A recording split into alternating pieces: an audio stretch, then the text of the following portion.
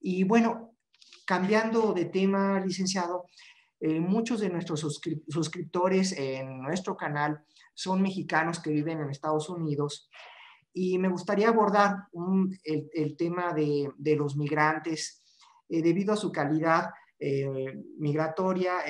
Los mexicanos que viven en Estados Unidos no pueden salir de ese país para adquirir una propiedad en México. Entonces, desde allá, ¿cuál es el proceso para que un mexicano desde Estados Unidos pueda adquirir un inmueble en México?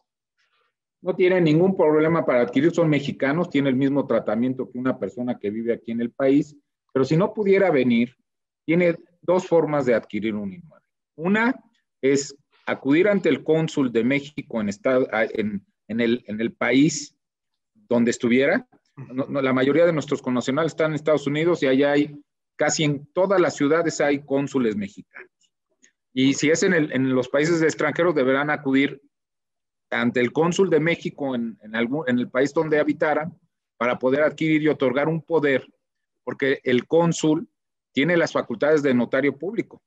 Entonces puede otorgar un poder para que en su nombre y representación una persona aquí en México pueda adquirir y pagar el inmueble y además ponerlo a su nombre y adquirir el inmueble que ellos quieran. La otra forma es que, de acuerdo a la Convención de La Haya, también pueden ellos acudir ante un notario público en el país donde ellos residen, pero además tienen que apostillarlo, es decir, tienen que autentificar ese documento ante la autoridad correspondiente que los reconoce como autoridad, o sea, como notarios públicos.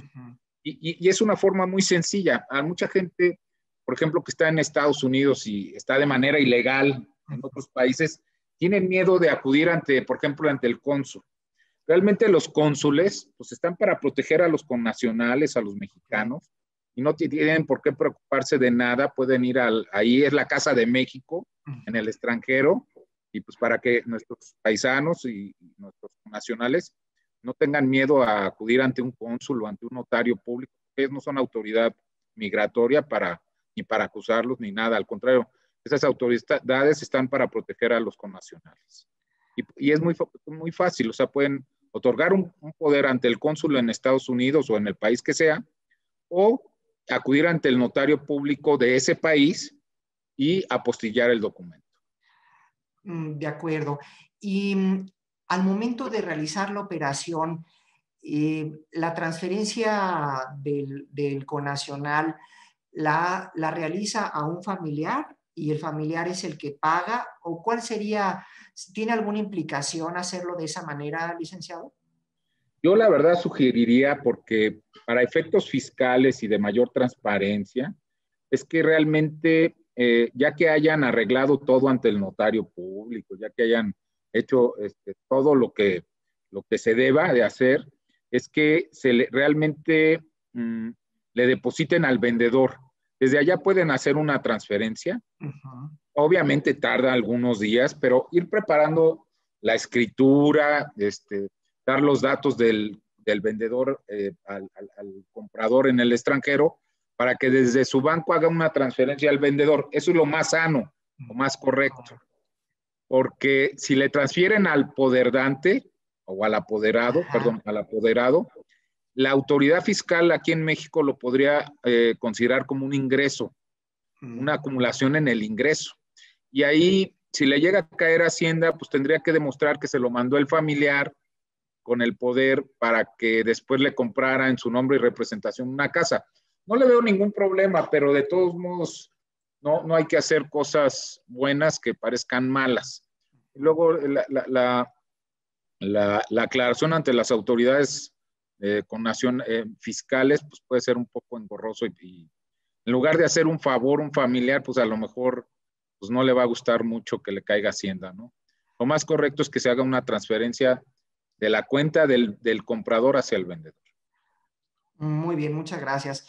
Los connacionales están invitados a realizar compras en México. El proceso es sencillo. No tengan miedo, acérquense al consulado El consulado está de su lado, como comenta el licenciado, es su casa, es la Casa de México. En el consulado realizarán el poder y a través de ese poder su familiar en México podrá realizar la compraventa. Y la observación que realiza el licenciado es que es mejor que se realice la transferencia directamente del vendedor en Estados Unidos del comprador en Estados Unidos al vendedor en México.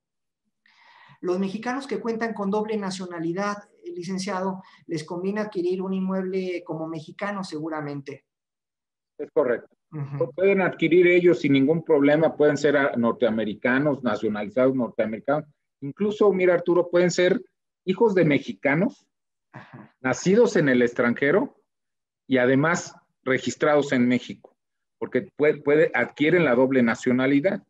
Y esos hijos de mexicanos pueden adquirir sin ningún problema en territorio nacional. O sea, hasta en las costas. O sea, no se les da el mismo tratamiento que a un extranjero, ¿no? De que en las costas, pues tendrán que constituir un fideicomiso y aquí tendrán que pedir un permiso para adquirir algún tipo de inmueble, ¿no? El extranjero. Eso nada más para tener un control de cuántos inmuebles están en manos de extranjeros.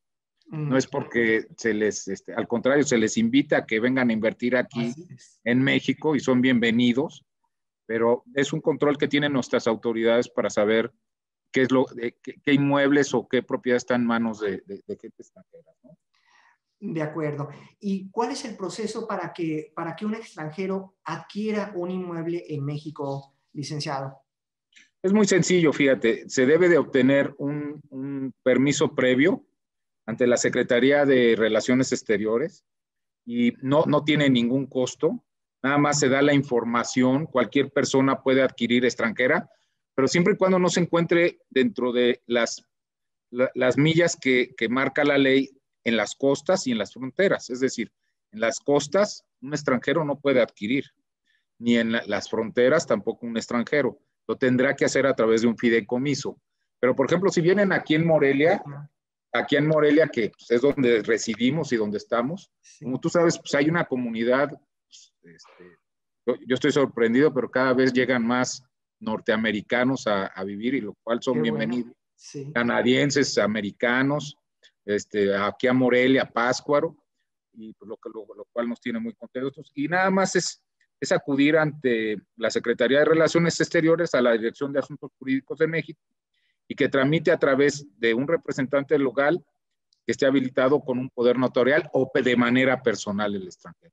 Pero no tiene ningún problema de adquirir aquí en Morelia o aquí en Michoacán un extranjero su inmueble. De acuerdo. Y este extranjero, al momento de vender el inmueble, ¿puede exentar el impuesto sobre la renta? Mira, hay dos tipos de situaciones. O sea, es decir, una